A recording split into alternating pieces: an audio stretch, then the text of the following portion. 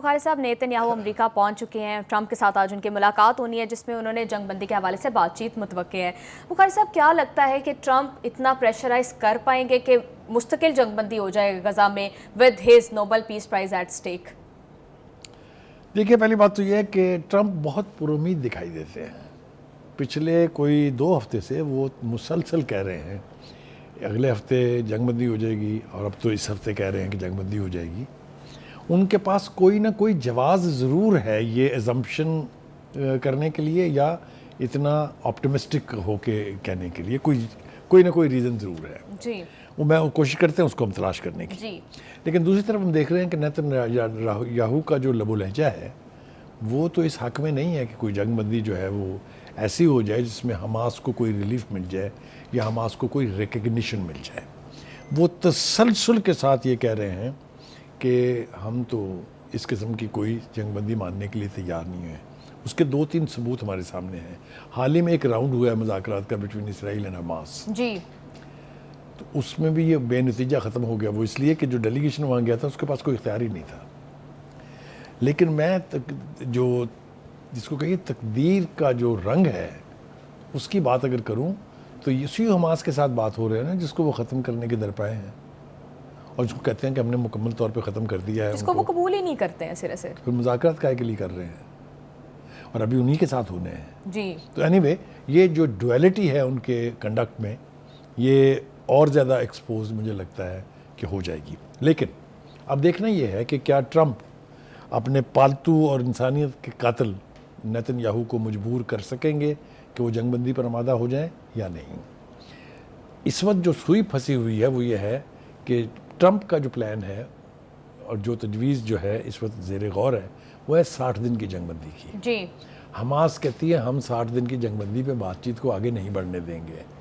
ہمیں مستقل جنگ بندی چاہیے جو میرے خیال سے اندری حالات کے تحت، اگر آپ غور کریں جس طرح کی تباہی ہو چکی ہوئی ہے، جس طرح کا میسو ریہیبلیٹیشن ورک ہونا باقی ہے، اس میں قسطوں میں جنگ بندی جو ہے اس کا کوئی فائدہ نہیں ہوگا.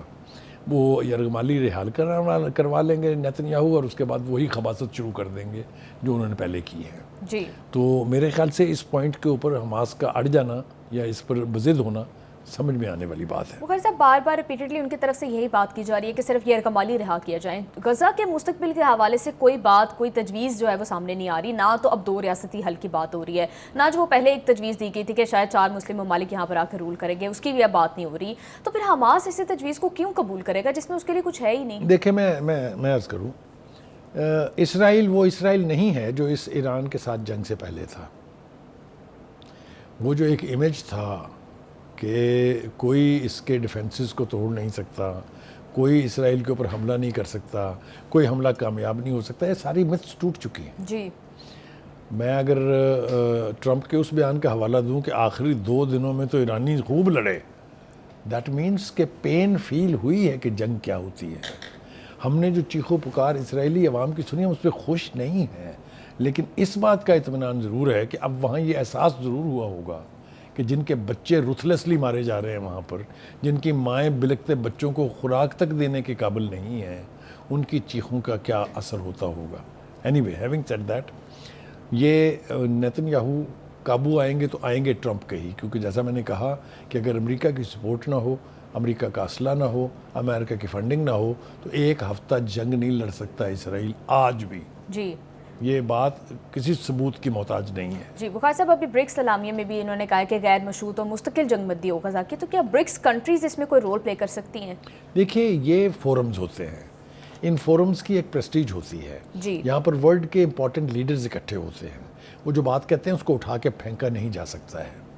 یہ غیر مشروط جنگ بندی کا مطالبہ سیکورٹی کونسل سے شروع ہو کے جنرل اسمبلی تک گیا. 2 ریاستی حل کی بات دنیا کے ہر فورمز پر ہوئی ہے. جی. یورپی یونین نے کیا سٹانس لیا ہے آپ کے سامنے ہے. ابھی 3 ملکوں نے فلسطینی جو ریاست ہے اس کو تسلیم کر لیا ہے، اور مزید لوگ کرنے والے ہیں. تو کہنے کا مطلب یہ ہے کہ یہ جو انٹرنیشنل ارینا کے بیچ ایشوز کے اوپر آپ گندی سیاست نہیں کر سکتے ہیں، جو نیتن یاہو کا یعنی ہال مارک ہے. جی. کہنے کا مطلب یہ ہے کہ the world opinion is changing, the ground realities are changing. Iran پر حملہ کر کے امریکہ اور اسرائیل دونوں نے دیکھ لیا ہے کہ یہ ایران کو اتنی آسانی سے ہڑپ کرنا یا جس طرح باقی ملکوں کے ساتھ انہوں نے کیا ہے یہ ممکن نہیں ہے. نہ اس کے سیکورٹی حصار توڑ سکے ہیں یہ, نہ وہاں رجیم چینج کا خواب پورا ہو چکا ہے. تو کافی ساری مایوسیاں ہوئی ہیں نیتن یاہو کو بھی اور خود ٹرمپ کو بھی. تو میرا خیال یہ ہے کہ امریکہ کے اندر جس فاسٹ طریقے سے ریپڈلی چینج ہو رہی ہے پبلک اوپینین, جس طریقے سے خود رولنگ پارٹی جو ہے جس کے ٹرمپ نمائندہ ہیں اس کے اندر آوازیں غزہ کے مظلوموں کے لیے اٹھ رہی ہیں, تو یقینی طور پہ ٹرمپ کوشش کریں گے کہ غزہ میں کسی نہ کسی طرح سے سیز فائر ہو جائے, چاہے وہ انیشلی 60 دن کے لیے ہو. اور اسی اعلامیے میں یہ لکھا ہوا ہو, اس کا اشارہ بھی دیا تھا ٹرمپ نے کہ یہ ہو لینے دیں, پھر اس کے بعد ہم پرماننٹ سیز فائر کا راستہ جو ہے وہ تلاش کر لیں گے. کیا ٹرمپ اس بات سے بھی جو ہے وہ پریشرائز ہو سکتے ہیں کہ کہیں برکس میں سے کوئی کنٹری جو ہے وہ اس میں ثالث بن کے جنگ نہ بند کروا دے اور ان کا نوبل پیس پرائز آپ سے چلا جائے؟ اگر تو جنگ بند ہونی ہے تو ٹرمپ کے رول کو آپ انڈرمائن نہیں کر سکتے ہیں. جی, یہ جو برکس کا اجلاس ہوا ہے, کاش اس کے اندر روس کے پوتن اور چائنا کے پریزیڈنٹ شی وہ بھی ہوتے تو پھر اس کی بات کی اہمیت اور تھی. جی, وہ کیوں نہیں آئے ہیں یہ ایک اور ڈپلومیٹک سوالیہ نشان ہے, اس کے اوپر کسی وقت بعد میں بات کریں گے. لیکن یہ رائے قائم کر سکتے ہیں, یہ اوپینین دے سکتے ہیں, یہ ریزولوشن پاس کر سکتے ہیں. لیکن اگر کوئی ایک لیڈر اس پوزیشن میں ہے جو اس جنگ کو بند کرا دے, وہ ٹرمپ ہے. اور سارے لوگ, سارے سٹیک ہولڈر دیکھ بھی اس کی طرف رہے ہیں. توقع یہ کی جا رہی ہے کہ جیسے کیسے بھی ہوگا کوئی نہ کوئی جنگ بندی کا راستہ اس نیتن یاہو ٹرمپ ملاقات سے ضرور نکلے گا اور نکلنا چاہیے. بھائی صاحب, کس طرح کی جنگ بندی آپ متوقع ہے؟ آپ کے خیال سے کس طرح سے؟ میرے خیال سے انیشلی 60 دن کی ہوگی, 2 مہینے کی, اور اس کے اندر اعلامیے کے اندر یہ لکھا ہوگا کہ اس کے بعد اگر دونوں سائڈز بیہیو کرتی ہیں تو پھر اس کو ایکسٹینڈ کیا جا سکتا ہے مستقل جنگ بندی کے طور پہ. جی بخاری صاحب, ہم ایک اور دیکھ رہے ہیں کہ روایتی ٹسل سے شروع ہو گئی ہے. برکس پہلے سے ہی جس طرح سے تھا, برکس اور امریکہ کے درمیان, برکس نے بھی ایران حملوں کی جس طرح سے مذمت کیا, اس پہ ٹرمپ نے بھی رد عمل دیا. تو اس ساری صورتحال کو آپ کس طرح سے دیکھتے ہیں؟ دیکھیے, BRICS is a reality. BRICS نے ابھی پھیلنا ہے, 5 ارکان سے شروع ہوا تھا, 10 ہو گئے ہیں. ابھی تو ہم نے اس کا ممبر بننا ہے. We are already on the agenda to become a member. تو ہماری آواز بھی وہاں سنی جائے گی. We will be a forceful voice also. تو جیسا میں نے کہا کہ یہ جو انٹرنیشنل پلیٹ فارمز ہیں, ان میں چونکہ ملکوں کی نمائندگی ہوتی ہے, اس میں چونکہ ان کی رائے کو آپ اٹھا کے پھینک نہیں سکتے ہیں. بالکل. تو یہ بات میں آپ کی ماننے کے لیے تیار ہوں کہ ممکن ہے برکس کا کوئی رول ہو کسی ایسے سلوشن کی طرف جو مستقل جنگ بندی جو ہے اس کو انشور کر سکے. یہ پریشر RCO سے بھی شروع ہوا تھا, اگر آپ کو یاد ہو, جو شنگھائی اور SCO, اور یہ ECO سے بھی ہوا ہے, یہ اب برکس سے بھی ہو گیا ہے.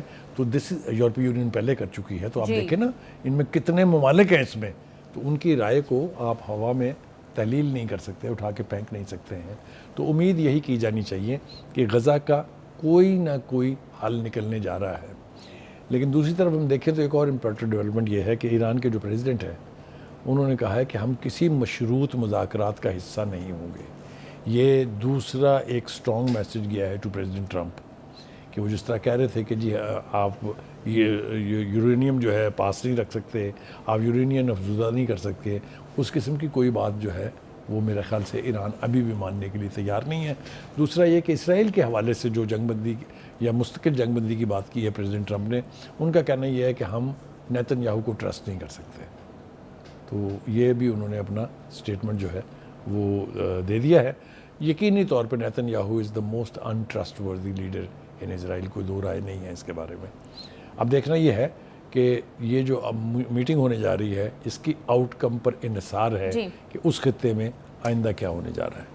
بخاری صاحب, یہ بتائیے گا کہ ابھی جیسے پہلے سیگمنٹ میں بھی ہم ڈسکس کر رہے تھے کہ ٹرمپ کا پاکستان کی طرف جو بیہیویئر ہے وہ کافی چینج ہوتا دکھائی دے رہا ہے. ٹرمپ جس طرح سے تعریفیں کر رہے ہیں, ہمارے فیلڈ مارشل کو ہوسٹ کر رہے ہیں اور پھر ہمارے لوگوں کی تعریفیں کر رہے ہیں, کیا لگتا ہے کہ کہیں پاکستان کو اس طرف تو نہیں لایا جا رہا کہ اسرائیل کو ایکسیپٹ کر لیا جائے اور ابراہیم اکارڈ کا پاکستان پارٹ بن جائے؟ دیکھیے, میں آپ کو 2 باتیں اس حوالے سے کہنا چاہتا ہوں. ایک تو یہ کہ اگر آپ ریکال کریں مسٹر جناز سٹیٹمنٹ, تو انہوں نے اس کو کیا قرار دیا تھا اور کیا اس کے بارے میں کہا تھا, وہ اگر ہم اس پر عمل پیرا ہوں تو اسرائیل کو ریکگنائز کرنے کا کوئی سوال ہی پیدا نہیں ہوتا. دوسری بات، اس وقت پاکستان میں کوئی لیڈر ایسا نہیں ہے جو پوری قوم کی جو آواز ہے اس کو دفن کر کے اور جا کے اسرائیل کو تسلیم کر لے. میرا نہیں خیال کہ آنے والے کئی دہائیوں میں ایسا ہونا ممکن ہے، انلیس آف کورس فلسطین آزاد ہو جائے، فلسطین کی حکومت قائم ہو جائے، فلسطین ایک ریاست کی شکل میں تسلیم کر لیا جائے، پھر اس کے اوپر غور ہو سکتا ہے.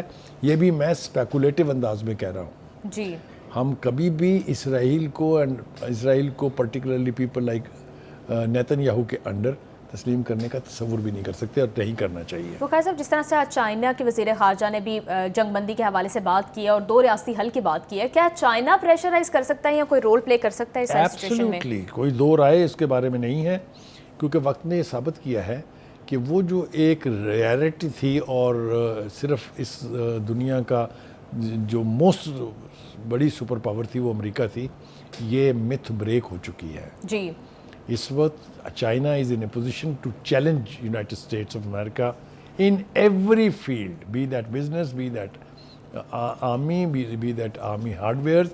ہر ایک معاملے میں چائنا جو ہے has become a great reality of today's world.